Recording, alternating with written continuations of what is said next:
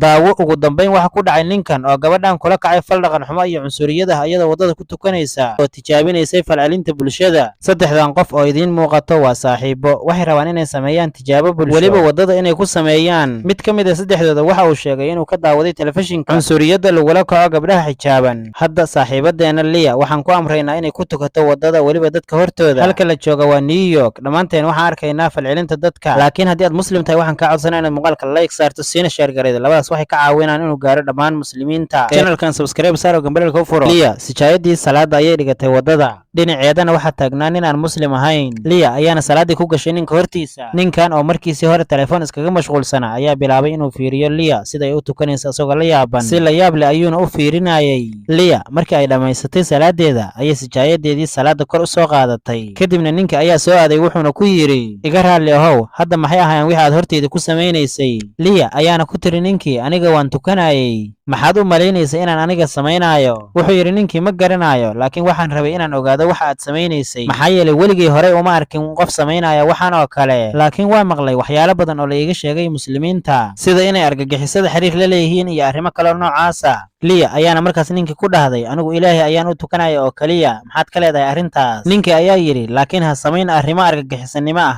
waxayna ku tiri, maya, islaamku ma ahan waxa aad ka aaminsan tahay aslanba. Liya ayaa qaadatay sijaayadeedii salaada, waxayna hor dhigatay niman dhalinyara oo meel iskaga baashaalayay. waxayna bilaabeen inay ku qoslaan, laakiin mid aan caqli lahayn oo ka mid a nimankii dhalinyarada ahaa ayaa soo tegay wuxuuna ku sameeyey gabadhii tukanaysay arrin dhaqan xumo ah, asagoo korkeeda ku jaasayay markii ay sujuudsanayd. nimanka kale oo dhalinyaradana way ku qoslayeen dhammaantooda. Liya ayaa tagtay mar kale sijaayadeedii salaadan waxay dhigatay meel kale. nin dhalinyara ayaana gadaasheeda soo istaagay oo sawiraya iyada tukanaysa. markii ay salaadeedii dhammaysatay ayay istaagtay waxayna qaadatay sijaayadeedii salaada. ninkii dhalinyarada ayaana si degdeg u tegay. mar kale ayay Liya dhigatay meeshaan wadada dhexdeeda. naag dhalinyara ayaa haddana sawiraysa. naag kale ayaana u imaatay si ay ula tukato. dhinaceeda ayayna ku tukanaysaa. subxaanallah. Liya ayaa mar kale ku tukanaysa halkan wadada dhexdeeda ah. markan waxaa u yimid nin dhalinyaro oo cunsuri ah wuxuuna ku yidhi, suuragal ma ahan halkan inaad ku samaysid falkan. Liya ayaana salaadeeda iska wadatay iyadoon dhag u dhigayn ninkan hadalkiisa. laakiin ninkan ayaa ula hadlayay si aan usluubaysnayn isagoo caayayay gabadha. wuxuuna ku dhahay, suurtagal ma ahan inaad halkan ku samaydo waxaan macno darrada ah. orod tag oo ku samey meelahaas kale. Liya ayaana ku tiri ninkii, waa hagaag ee isdeji wax yar. wuxuuna ku yidhi, ma ka tegaysaa halkan hadda? waxayna ku tiri, ma kaa dhabbaa hadalkaas?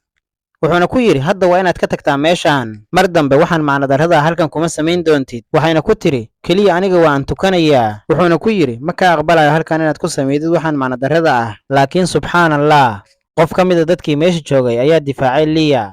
ninkii waalida isku ridahayay ayuuna garaacay. ninkii cunsuriga ahaa ayaana meeshii ka cararay. dadkii ayaana ku dhaheen, Liya, dhammayso salaadaada. Liya ayaana la hadashay ninkii dhalinyarada ahaa oo difaacay si ay ugu mahad celiso. laakiin arrinta naxdinta le waxay tahay markii ay weydiiday gabadhan dhalinyarada ninkan diintiisa, wuxuu sheegtay inuu yahay Yahuudi. Liya ayaana naxday markaas.